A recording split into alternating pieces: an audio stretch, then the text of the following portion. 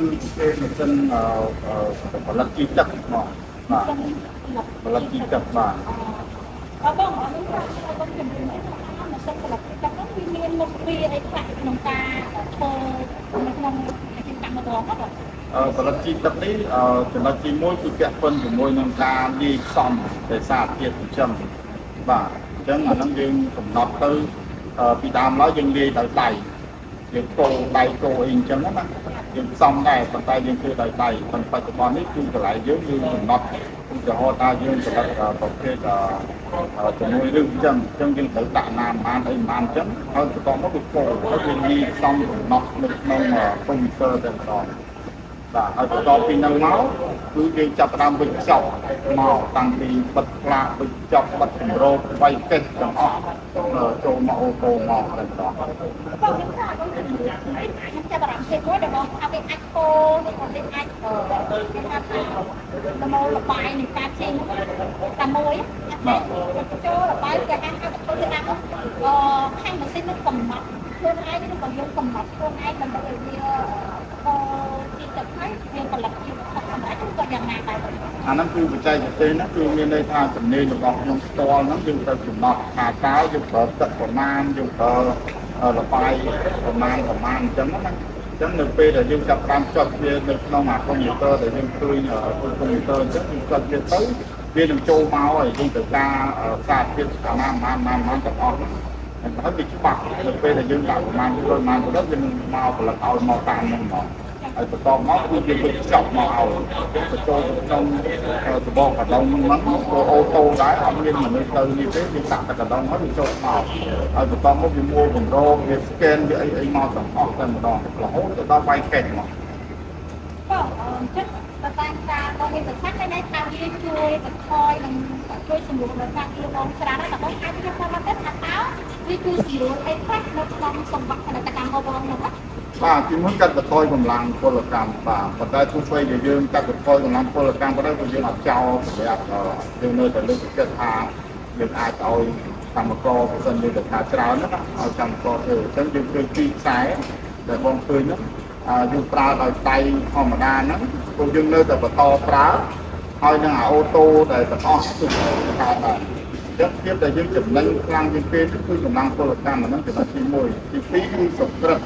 អាភាពសុក្រិតរបស់យើងហ្នឹងគឺវាខុសពីមុនទោះបីជាយើងវល់ខ្លាំងវាក៏ដោយមនុស្សជាការទៅវាលើកជាការទៅវាខ្វះវាអីចឹងណាប៉ុន្តែបើសិនជាយើងប្រើម៉ាស៊ីននេះអត់មានលើកវាអត់មានខ្វះហើយអាភាពស្អាតរបស់វាបើសិនជាយើងកំណត់យើងមើលទៅវាស្អាតហើយគឺស្អាតទាំងអស់ហ្មងអត់មានថាម្ដងស្អាតម្ដងអត់ស្អាតទេហើយមួលចឹងដែរយើងមួលគម្របបើសិនជាយើងចង់មួលឲ្យវាកំណត់ថា3ជុំគឺវាកំណត់តែមួល3ជុំទាំងអស់ប៉ុន្តែប្រើមនុស្សមានន័យថាពេលដំបូងគាត់មួលតាំងចិត្តល្អហើយនៅពេលដែលចាប់ដើមរៀងល្ងាចទៅដៃគាត់ប្រហែលជាធូរទៅវិញចុះឡើងហើយយើងជួបប្រសាច្រើនហើយបិទផ្លាកចឹងដែរ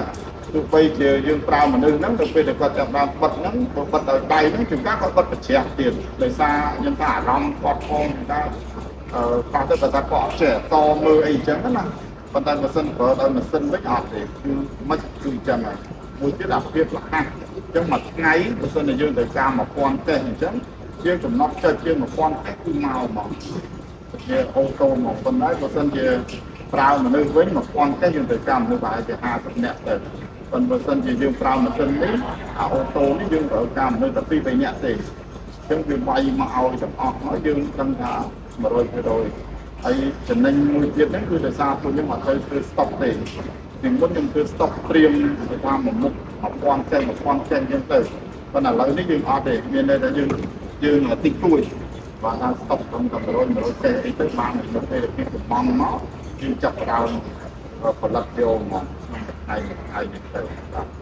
សម្រាប់ម៉ាស៊ីននេះបើតាមមកមានប្រសាសន៍មកគឺវាប្រើតែបានកំពុងបច្ចេកវិទ្យាស្ទើរតែសុំតែម្ដងអូខ្ញុំនិយាយបានទេថាតើវាអាចផលិតជីទឹករបស់ជីឧបករណ៍ទឹកអីខ្លះដែរក៏វាមិនរើសមុខងារនៃជីដែរគឺយ៉ាងណាយើងកំណត់បច្ចុប្បន្ននេះយើងមានប្រភេទជីទឹកទូទៅ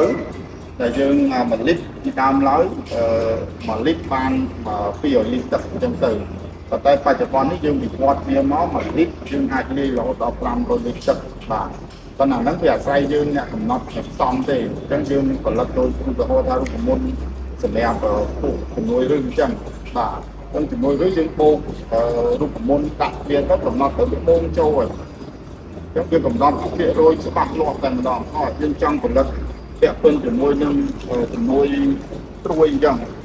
ជំនួយត្រួយអញ្ចឹងគឺយើងកំណត់រូបមន្តចូលទៅក្នុងកុំព្យូទ័រហ្នឹងទៅវាបូកភាគរយមកចូលទៅក្នុងហ្នឹងអញ្ចឹងទៅយើងមកផលិតពាក់ព័ន្ធជាមួយនឹងពួកផ្លែផ្កាអញ្ចឹងយើងចាប់ផ្ដើមដាក់វាចូលទៅយើងកំណត់ភាគរយរបស់វាអញ្ចឹងប្រភេទអូម៉ូនបៃអូដែលយើងផលិតនេះយើងបញ្ចូលអាណាប្រហែល%យើងនឹងកំណត់នៅក្នុងកុំព្យូទ័រទៅវានឹងលាយឲ្យសក់ទាំងអស់ដោយវីនីកាអីចឹងអញ្ចឹងវីនីកា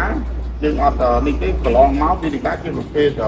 គេហៅទឹកខ្មេះឈើទឹកខ្មេះកាមដែលយើងផលិតបានមកហ្នឹងយើងយកអាហ្នឹងជាភាគរយចូលទៅក្នុងប្រភេទជីទឹកយើងទៀតបច្ចុប្បន្នហ្នឹងដើម្បីអីបង្កើនទៅពេលដែលយើងបាញ់ឲ្យវាល្អទៅយើងជួយបដិញសត្វល្អិតទៀតពីដើមឡើយយើងផលិតតាមរយៈដែលយើងដាក់ដោយពួកគេហៅថ្នាំជក់យើងអីអញ្ចឹងប៉ុន្តែឥឡូវយើងអត់ទេយើងយកពពួកបាយអូដែលយើងបានផលិតបានមកហ្នឹងយើងចាប់តាមចូលអញ្ចឹងកំណត់សិននេះវាយើងកំណត់វាទៅវាឲ្យវានឹងចាប់តាមនិយាយផ្សំទៅតាមអ្វីដែលយើងចង់បានចឹងសម្រាប់កម្រិតនៃការផលិតរបស់វាវិញបើសិនជាយើងគិតជាថ្ងៃឬប្រហែលក្នុងមួយថ្ងៃវាផលិតបានមួយតោនដែរឬក៏យើងគិតជាតយើង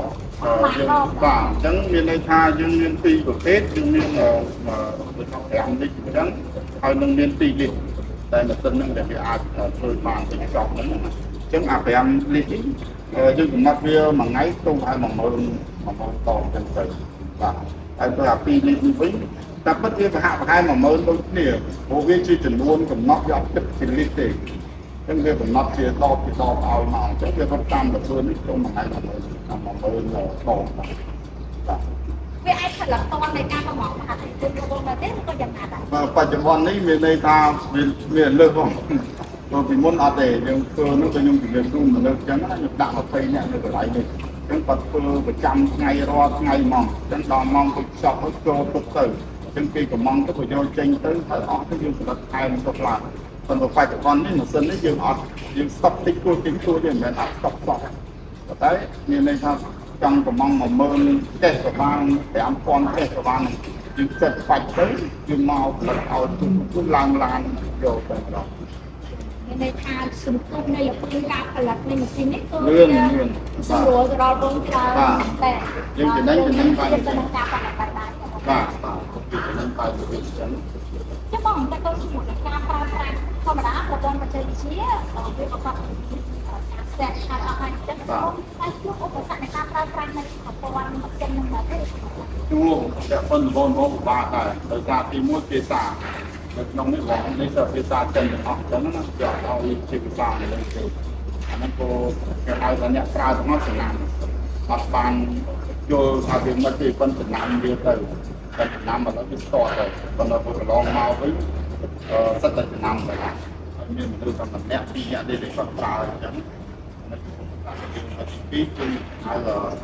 លឿនខ្លះរបស់វាចឹងគឺខ្លះរបស់វាជាទូទៅយើងអត់បានមានត្រៀមប្រព័ន្ធយើងអត់បានដឹងអាណាគោលណាអី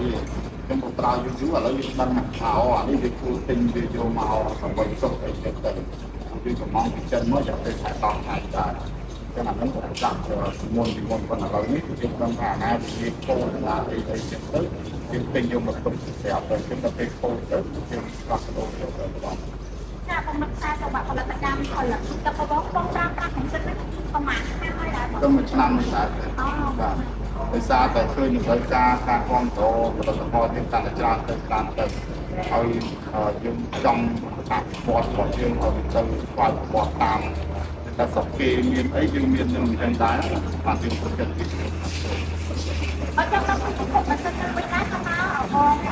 មុនចូលមកពីខាងណាដែរនេះមកពីចិនបាទពីចិនអញ្ចឹងមកឈុតនេះឲ្យទៅតាមនោះ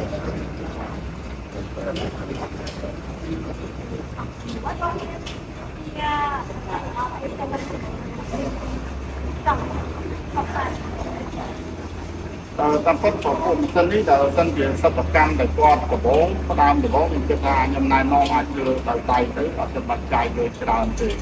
បាទអញ្ចឹងអាចម៉ាស៊ីនរបស់វាក្នុងតែជាមកខ្ញុំធ្វើបានហើយ តែនៅពេលដែលយើងចាប់តាមមានទីផ្សារមានអីហើយយើងគួរតែប្រើម៉ាស៊ីនទំនើបអស់នេះដើម្បីឲ្យភាពប្រព្រឹត្តនៃគុណភាពផលិតផលរបស់យើងអានឹងទៅល្អទៅសម្រាប់យើងហើយក៏អាស្រ័យទៅលើជំនាញរបស់គាត់មានដែរគាត់នេះវាត្រូវការជំនាញដើម្បីបញ្ចូលទៅក្នុងទិន្នន័យទាំងអស់ព្រោះវាយើងម៉ាស៊ីនវាគាត់កំណត់ឲ្យទេគាត់តែគាត់ថាបើសិនយើងមានជំនាញច្បាស់លាស់ទៅយើងកំណត់ទៅក្នុងប្រព័ន្ធសិក្សាឲ្យបានល្អបាទអរគុណទៀតអ្វីដែលពិសេសសម្រាប់បងในការប្រើប្រាស់ម៉ាស៊ីននោះគឺវាគោលតាមស្តង់ដារនៃក្នុងមុខរបរបាទអានឹងប៉ុន្តែនៅពេលដែលយើងប្រើម៉ាស៊ីននេះមានន័យថាយើងចង់បានស្តង់ដារភាពប្រព្រឹត្តហើយបើមិនយើងដាក់1 1 2 2 4 4 6 6ហើយបើនៅតែប្រើដល់មនុស្សនៅតែទៅមុខទៅក្រោយទៅមុខទៅក្រោយចឹងអានេះគេបត់ទៅដល់យើង10ឆ្នាំជាងហ្នឹងការប្រើប្រាស់មនុស្សវានៅតែអត់ស្រួលដូចយើងប្រើម៉ាស៊ីនប៉ុន្តែបើដើម្បីវិនិយោគវាច្រើនវាពាក់ព័ន្ធទុនដែលយើងថាយើងអាចដាក់ទៅហើយយើងអាចទៅប្រមូលមកវិញទៅមិនទៅយើងទុនទៅដាក់ចូលទៅអស់ចឹងទៅហើយមួយទៀតពួកខ្ញុំជាយើងហៅធ្វើទំនើបប្រចាំនៅក្នុងរោងចក្រដែលយើងថារបស់យើងគុំយើងគេរបស់យើងទំនើបជាងគេឲ្យវាសមជាមួយនឹងពុះរបស់យើងដែលយើងដើរមក10ឆ្នាំជាងក្នុងទស្សនៈរបស់ចូលក្នុងការថាតើបងធ្វើដាក់ម៉ាស៊ីនមកវាលឿនហើយចំណេញពេលវេលាទៀតថាតើក្នុងនាមបងជាបងនឹងប្រើម៉ាស៊ីនទាំងអស់ក៏នៅតែគ្រប់គ្រងចែកចំណាយទៅដល់បងប្អូនក្នុងការខាងវិស័យដែរបច្ចុប្បន្នយើងនៅដើរទាំងពីរបាទសេរីចាស់មុនវាយើងអត់ចោលដែរបងបានឃើញអញ្ចឹងនៅតែមានប្រើមនុស្សខ្លះអីចឹងទៅដើម្បីឲ្យគាត់គឺថាយើងអត់លុបបំបត្តិការងារគាត់ទេនៅតែធ្វើចឹងប៉ុន្តែនៅពេលដែលគេបង្ខំភាសាក្រៅអីចឹងទៅបានយើងចាប់តាមចូលនៅប្រព័ន្ធទៅខុសទៅគេចឹងទៅនិយាយពីបងនៅតែផ្ដល់ឱកាសឲ្យបងប្អូនជាកសិករនេះនៅតែមានការងារធ្វើបងប្អូនរួមគ្នាធ្វើក្នុងការចែករំលែកទៀតទៅបងអធិការឲ្យគាត់បាទមែនទេអាហ្នឹងគឺសំខាន់មែនទេតែអ្វីយើងធ្វើនេះជាពិសេសគឺអ្នកភូមិមាន3ភូមិនៅនេះគឺគាត់មកធ្វើការជាមួយយើងតាំងពីដើមមករហូតដល់ឥឡូវនេះគឺនៅតែបន្តចូលរួមជាមួយគ្នាចឹងទៅទោះបីយើងខំពីគាត់វាឡើងទៅដល់កម្រិតណាក៏ដោយគឺយើងនៅតែបន្តឱកាសពួកគាត់មកធ្វើកិច្ចការជាមួយយើងទាំងអស់គ្នាអរគុណមកជាតើទៅចាំនិយាយថាបងបានទំនើបប្រកាន់នោះហើយដែលចាប់បន្ថយកម្លាំងពលកម្មអាចប្រើតែអ្នកផលិតបានដែរថាហើយបងនៅតែយកកម្លាំងពលកម្មចូលមកទៀតបាទតែប៉ុន្តែនៅពេលដែលយើងដាក់ទំនើបហ្នឹងទៅវាពាក់ព័ន្ធនឹងទំហំនិងបរិមាណមួយហើយប៉ុន្តែទីផ្សាររបស់យើងវានៅតែ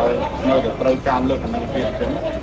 ចំណុចទី1ពួកខ្ញុំអត់ព្យាយាមកាត់បន្ថយកម្លាំងពលកម្មទេគាត់នឹងអាចយកបន្ថែមឧបករណ៍ទៅដើម្បីបានបរិមាណទៅធំជាងមុនឲ្យវាអាចប្រកបជាជាងមុនប៉ុណ្ណឹងទៅ